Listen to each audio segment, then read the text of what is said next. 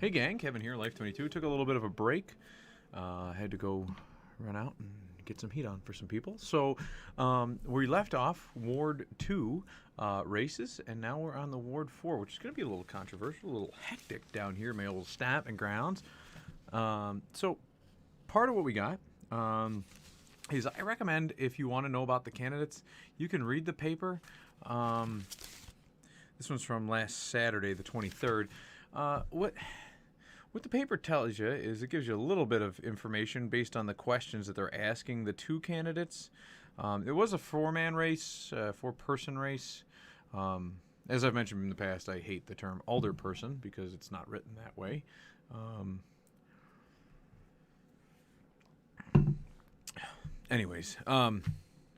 Yeah, so it kind of talks about each of the candidates individually. It was a four-person race, and then I believe Linda Edstrom beat out Dave Payon in the primary, and Sonia McCall beat out Ezra in the primary.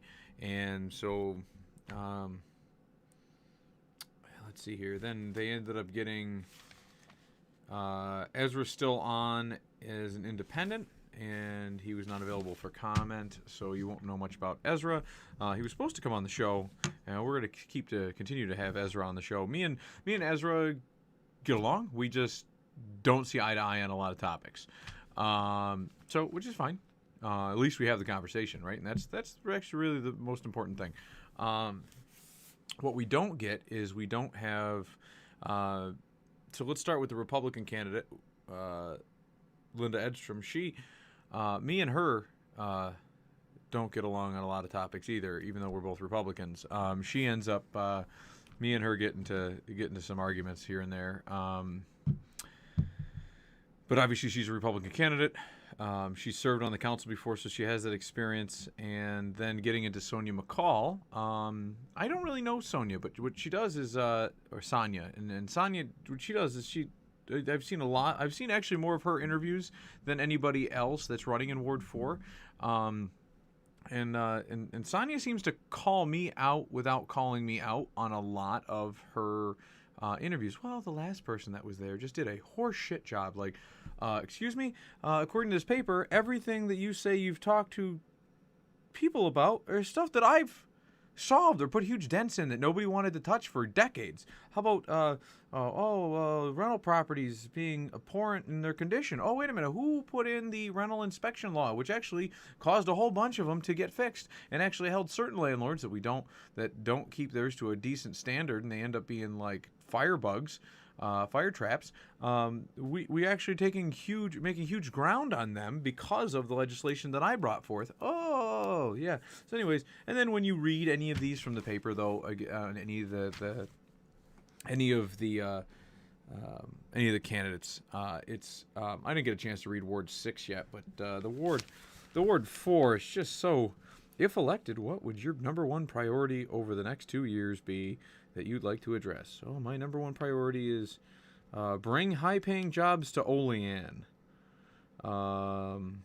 So many of the problems start with the people not having the financial resources they need. I believe that Olean is a critical point with the pending loss of Siemens. It is the responsibility of the council to be proactive in bringing a new business. No, it is not. It is not. But it's all what people promise you I always brought people the fact that I make good decisions. I make good, sound decisions. The state is shooing people out, and actually we're going to have I actually wanted to do a whole take on the leaving of Siemens, and the bringing in of this new company, because I've talked to some people at the county, and they're the ones that are brokering the deal with these companies that are going to be taking in Siemens, because they're the ones that hand out the pilots. The pilots are the purchase in lieu of taxes or something along those lines. Proposal in lieu of taxes, and it's what AMC had, the Advanced Monolithics company out off of Constitution. They had a pilot, and when their pilot ran out, guess what? The taxes were ridiculous. Like, they were going to charge them more than the business had brought in that amount of time. So, yeah, of course they're going to get out before the pilot runs up. What you do is you renew the pilot. And they said, we have no intent on renewing the pilot. Haha, you're stuck here. They're like, well, just let the building go. Because it isn't worth us losing that building than paying your taxes. So they got out of here just before the pilot disappeared. That's, a lot of times, New York State is causing that, and the county can solve that. The city can't. So the city does not have the reach the county and the state have. So yeah, we need to bring in jobs. Yeah. So that was Sonia's answer to that question. Let's see here, Linda Edstrom. Why? Let's see here. If elected, my number one priority will be to address concerns and problems of my constituents. Everyone is entitled to be treated fairly and equitably, and no problem is too small to consider. I promise to work with city officials to address their issue. So that one's at least generic. She doesn't like grasp something that's not her responsibility or unattainable. But don't worry. Whoever gets in Ward 4 is going to claim when that thing goes in. They're going to claim that that they're all gonna claim that we were the council that brought in this new company that takes over Siemens. Same way we should then blame them for Siemens leaving, right? No, they don't take the blame for that. They shouldn't. It's not their fault. Company decisions. You could blame the federal and the state government for that. Okay, why are you running? Sonia McCall. Because I love this community and believe as an alderman I will be in a position to help Olean grow in a safer, more vibrant into a safer, more vibrant community. I feel that many of the issues facing Olean have been talked about for many years now, and we must go beyond talking and work together to develop solutions. Generic political commentary. I mean, that's what most of this is. What's Linda's answer to that question? I'm running for ward because I'm a lifetime resident.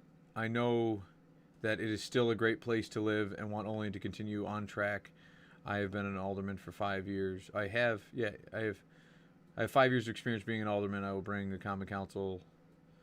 I will have that I can bring to the common changing. So we can navigate Olean through these changing times. The fact is that most residents want to continue to be a small city that attracts businesses and families to settle here and enjoy excellent, healthy. So you can't attract people to be here and not grow, right? So that but it's nobody ever reads the words. They just put words into sentences that make sense, and then people just. I mean, I'm gonna go.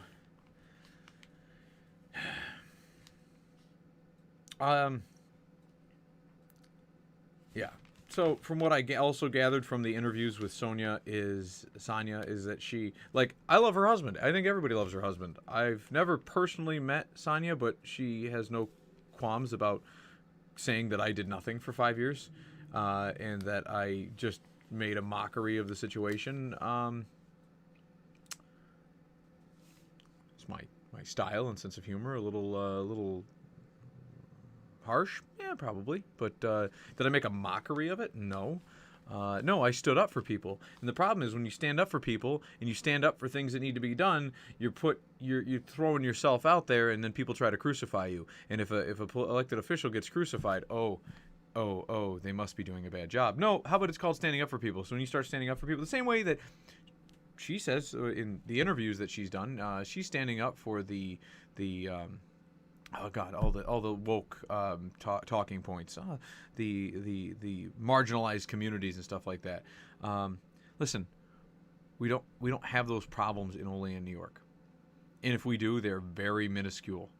You get one guy, spouting racist stuff, and then what happens is we redefine the word racism, and now all of a sudden guys like Kevin Doherty are racist, right? So, go figure. So, anyways, out of the two. Ezra's really not even running. Dave Payone's out. I mean, out of the two, I've never met Sonia, and I don't get along too often with Linda. But I know the politics of both of them, and I would probably lean towards the more conservative candidate, even though I don't get along with Linda as much. But I assume I would not get along with Sonia either, so... but guess what? Whichever one wins, you're going to be my alderman. So guess what? I'm going to call you. Yes. You better get the job done, because both of you guys are saying you're going to get the job done. I'm expecting like stellar stuff out of both of you, because apparently you're holding yourselves to the highest of standards. So should the constituents. Yeah, so that would be my take. We went over that last time, Ward 2. Obviously, I'm not going to go with the person who doesn't even have a campaign out there. So obviously, if I was in Ward 2, I would elect Jason Panis. If I'm in Ward 4, I would vote for probably Linda Edstrom. Unless you sign up for all the woke crap, at which point Sonia is your gal. And but I think it's just going to be more nonsense on the council. More the council supports this or supports that, which is not. This is not what it's not going to help our city. So, yes, and then I would also recommend taking this fish wrap with a grain of salt, and wrap your fish, because your fish will last longer when you salt it. So, we will catch you guys here shortly with the Ward 6 breakdown on the candidates up for Ward 6 and who Kevin's take is on who should be running for. Who should not? They're both run. There's two people running, but who should be? Who Kevin would vote for? Because I know most of you guys are watching this because you want to know who I'd vote for, and yeah. So cool beans, guys. Peace, love, hair grease, and don't forget to like and subscribe. Send your negative comments this away.